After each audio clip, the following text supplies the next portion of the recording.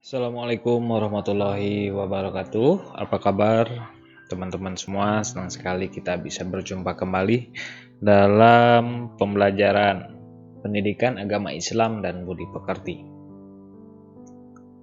Untuk materi kali ini kita akan belajar tentang iman kepada malaikat-malaikat Allah Subhanahu wa taala. Tapi sebelum itu saya ingatkan kepada seluruh teman-teman yang menyimak video ini agar tetap menjaga protokol kesehatan, yakni dengan selalu menggunakan masker jika keluar, terus menggunakan cuci tangan pakai sabun atau membawa hand sanitizer, dan terakhir menjaga jarak. Semoga kita selalu dalam lindungan Allah Subhanahu wa taala. Baik, untuk pembahasan kali ini yaitu tentang malaikat-malaikat Allah. Jadi yang dinamakan dengan iman kepada malaikat adalah meyakini sepenuh hati bahwa Allah telah menciptakan malaikat dengan tugas-tugas tertentu. Tidak sah iman seseorang jika tidak mengimani salah satu rukun, yakni beriman kepada malaikat Allah. Malaikat diciptakan oleh Allah dengan gaib. Jadi kita tidak bisa melihat wujud aslinya malaikat seperti apa. Namun Allah memberikan sedikit pengetahuan tentang malaikat, yakni tugas-tugasnya malaikat. Baik, sebelum kita lanjut, kita perhatikan dulu beberapa gambar yang akan kita bahas. Yang pertama, tentunya ini sholat berjamaah. Sholat berjamaah di masjid merupakan kewajiban bagi setiap Muslim, terutama laki-laki, karena dengan sholat berjamaah kita akan mendapat pahala yang sangat banyak.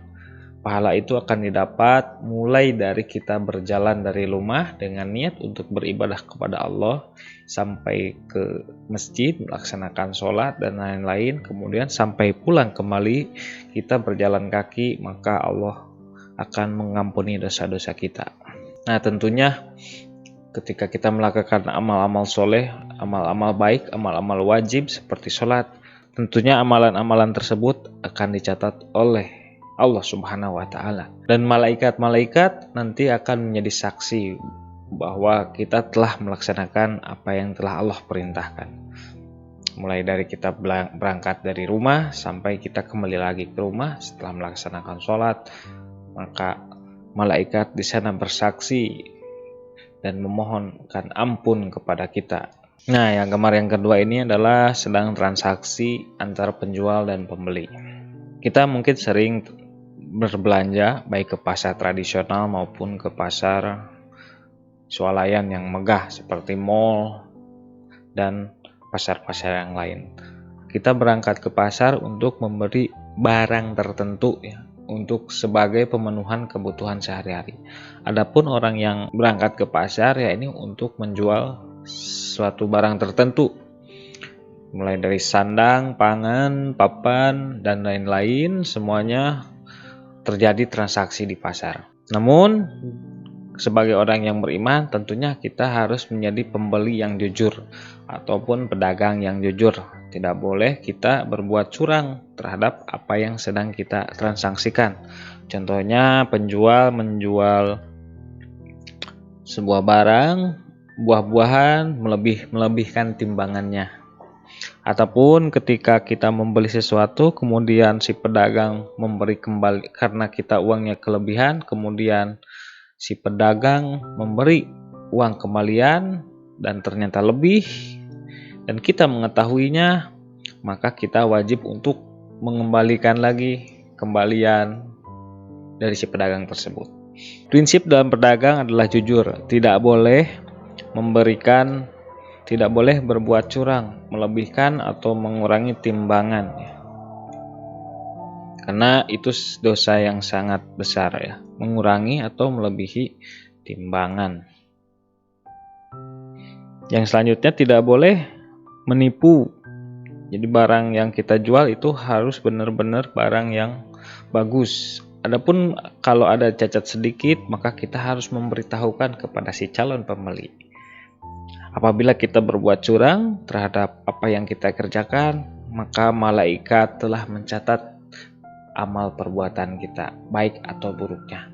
dan nanti akan menjadi saksi bahwa kita telah berbuat curang terhadap apa yang telah kita kerjakan. Di dunia bisa saja kita lolos dari hal-hal yang buruk, dari persaksian, tetapi di akhirat nanti malaikat pun akan memberikan sebuah bukti-bukti bahwa kita telah berbuat yang curang ketika berdagang.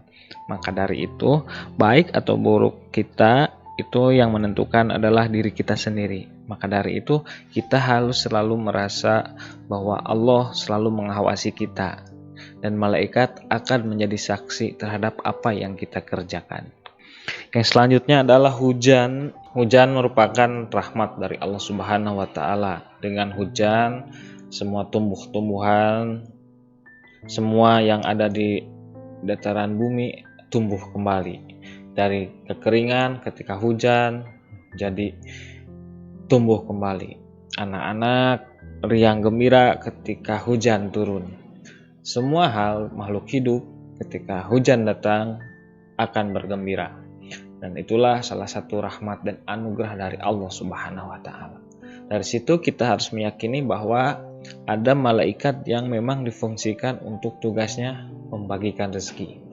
Nah, dari situ kita harus yakin bahwa Allah dengan segala kasih sayangnya memberikan kita banyak sekali rezeki, termasuk hujan yang dapat menumbuhkan berbagai macam hal tumbuhan yang bisa kita manfaatkan untuk kehidupan. Dan dengan hujan kita harus yakin bahwa ada malaikat yang senantiasa membagikan rezeki kepada kita untuk kita nikmati bersama-sama dan untuk kita syukuri bersama. Yang selanjutnya ini gambar dari gambar pemakaman. Tentunya Rasulullah mengingatkan kita untuk selalu mengingat kematian. Dengan kematian bahwa hidup kita tidak akan lama di dunia. Dunia hanya sebatas persinggahan semata, mempersiapkan bekal sebanyak-banyaknya untuk perjalanan abadi, yakni menuju akhirat. Perjalanan panjang yang akan sangat berat ketika amal kita sedikit. Nah, maka dari itu kita harus, dengan kematian kita harus bisa mengingat bahwa hidup kita hanya sementara di dunia. Maka dari itu kematian harus menjadi salah satu motivasi kita untuk terus meningkatkan amal ibadah dan amal baik kita terhadap Allah Subhanahu wa taala. Sesudah meninggal seseorang nanti akan didatangi oleh malaikat. Jika orang tersebut amalannya buruk, maka malaikat tersebut akan muncul dengan wajah yang seram dan menakutkan. Tetapi jika amal seseorang tersebut amalnya baik, maka malaikat tersebut akan datang kepada seseorang tersebut dengan wajah yang bersinar dan bercahaya dan menenangkan si roh yang sudah meninggal tersebut. Dari itu kita harus yakin bahwa setelah kita meninggalkan dunia ini, nanti di alam kubur kita akan ditanyakan tentang keimanan kita. Perilaku kita selama hidup di dunia menentukan nasib kita selanjutnya di alam lain. Itulah tadi sedikit beberapa pemaparan melalui gambar-gambar yang saya sajikan supaya menjadi renungan kita, supaya menjadi pengingat kita bahwa Allah telah menciptakan malaikatnya dengan tugas-tugas tertentu. Baik, untuk selanjutnya ya ini tentang cerita Nabi Muhammad yang sedang melaksanakan Isra Mi'raj dan didampingi oleh malaikat Jibril. Yang judulnya ini adalah Isra Mi'raj, sebuah wisata spiritual ya. Wafatnya Abu Thalib dan Siti Khadijah seolah-olah menjadi pukulan telak bagi Muhammad SAW. Setelah kepergian keduanya, beliau berada dalam masa-masa sulit. Masa-masa sulit inilah Allah Subhanahu wa taala berkehendak memperjalankan beliau dalam spiritual yang sangat agung, perjalanan spiritual yang sangat agung. Perjalanan itu bernama Isra Mi'raj. Isra adalah peristiwa ketika Allah Subhanahu wa taala memperjalankan nabinya dari Masjidil Haram di Mekah ke Masjidil Aqsa di Al-Quds, Palestina dengan menaiki buraq dan ditemani oleh malaikat Jibril. Sementara itu Mi'raj, peristiwa berikutnya adalah dinaikannya Nabi Muhammad melintasi lapisan-lapisan langit tertinggi sampai batas yang tidak dapat dijangkau pengetahuan malaikat. Dikisahkan oleh para ulama dan ahli sejarah bahwa dalam perjalanan dari Baitul Maqdis menuju langit ketujuh, Muhammad SAW yang didampingi oleh malaikat Jibril bertemu dengan para nabi dan rasul yang diutus Allah sebelum beliau. Di lapis langit pertama, beliau bertemu dengan Nabi Adam. Dikisahkan di langit lapis pertama ini Muhammad juga melihat berbagai peristiwa yang merupakan perlambang bagi umatnya. Beliau melihat orang-orang yang moncong mulutnya seperti unta dengan menggenggam bola-bola api di tangannya.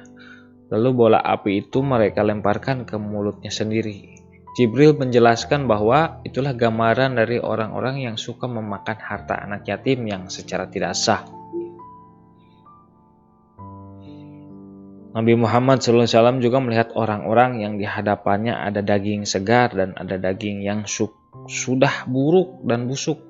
Namun ternyata orang-orang itu lebih memilih daging yang buruk dan busuk. Jibril pun menjelaskan lagi bahwa mereka itu adalah orang-orang yang suka berzina. Mereka memiliki perempuan yang dihalalkan, namun mereka memilih wanita yang diharamkan oleh Allah. Masih banyak lagi kejadian aneh yang diperlihatkan kepada Nabi Muhammad sewaktu berada di lapis langit pertama.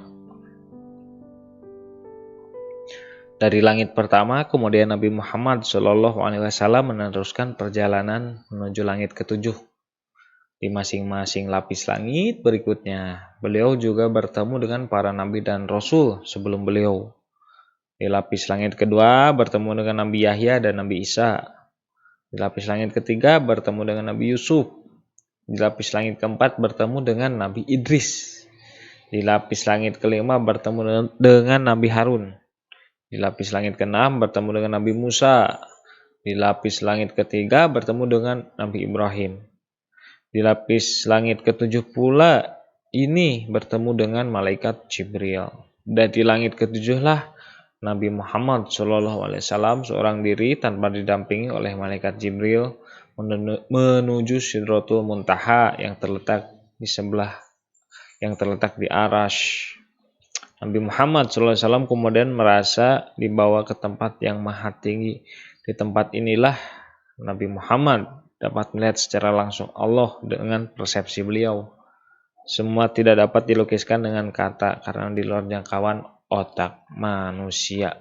Itulah tadi kisah tentang Nabi Muhammad yang melakukan perjalanan spiritual dari Masjidil Haram ke Masjidil Aqsa dan dari Aqsa ke langit ketujuh, dan di sanalah Nabi Muhammad menerima perintah sholat, merupakan kewajiban kita sampai saat ini. Setelah Nabi Muhammad didampingi oleh malaikat Jibril ketika melakukan perjalanan spiritualnya dari langit 1 sampai langit ke-7. Kemudian selama perjalanan beliau juga ditampakkan berbagai macam peristiwa, baik orang yang buruk perilakunya dengan balasannya dan orang yang baik dengan balasannya. Semuanya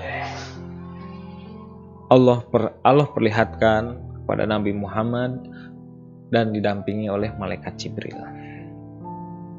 Itulah tadi kisah yang sangat populer di kalangan kita, yakni tentang Isra Mi'raj.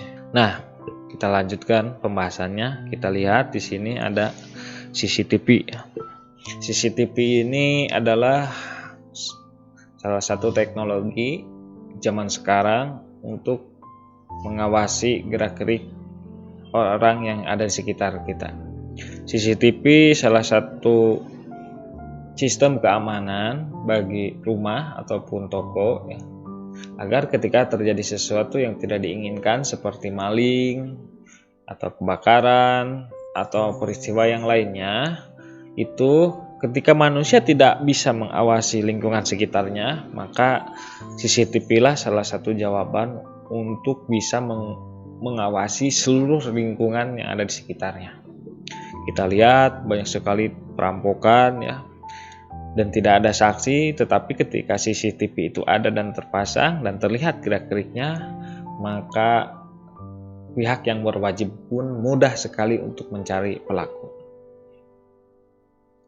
Adapun ketika terjadi bencana, seringkali kita lihat CCTV merupakan salah satu kunci yang memberikan gambaran bagaimana dahsyatnya terjadinya bencana pada satu tempat. Misalnya gempa ataupun tsunami, sering kita lihat bahwa di TV-TV kebanyakan gambar yang ditayangkan melalui rekaman CCTV. Betapa luar biasanya sekali teknologi CCTV ini ketika manusia menggunakannya. Apa hubungannya dengan keimanan kita terhadap malaikat? Bahwa dengan si malaikat itu bak seperti CCTV. Malaikat selalu akan mengawasi kita setiap gerak-gerik kita dan mencatat amal perbuatan kita nantinya. Banyak manusia yang lengah, banyak manusia yang tidak merasa bahwa dia sedang diawasi oleh Allah Subhanahu wa taala. Ya, manusia berbuat seenaknya, berbuat semau pikirannya sehingga lupa bahwa ada Allah yang selalu mengawasi dirinya. Malaikat akan mencatat perbuatan baik dan perbuatan buruk kita dan akan dipersaksikan nanti ketika di hari perhitungan. Seluruh amal perbuatan kita akan dibuka dan catatan-catatan amalan kita baik yang bagus maupun yang tidak, itu semua akan dibukakan di sana. Dari itu, kita harus selalu merasa diawasi oleh Allah Subhanahu wa taala karena malaikat akan mencatat perbuatan baik dan perbuatan buruk kita. Dari itu, mari kita berbuat amalan yang sebaik-baiknya, seikhlas-ikhlasnya, dan semampu kita. Apa yang kita punya, kita manfaatkan untuk berbuat baik kepada sesama manusia dan kepada lingkungan. Itulah pengantar iman kepada malaikat Allah. Mudah-mudahan ada manfaatnya. Semoga kita selalu bisa meningkatkan keimanan dan ketakwaan kita kepada Allah Subhanahu wa taala. Terima kasih. Assalamualaikum warahmatullahi wabarakatuh.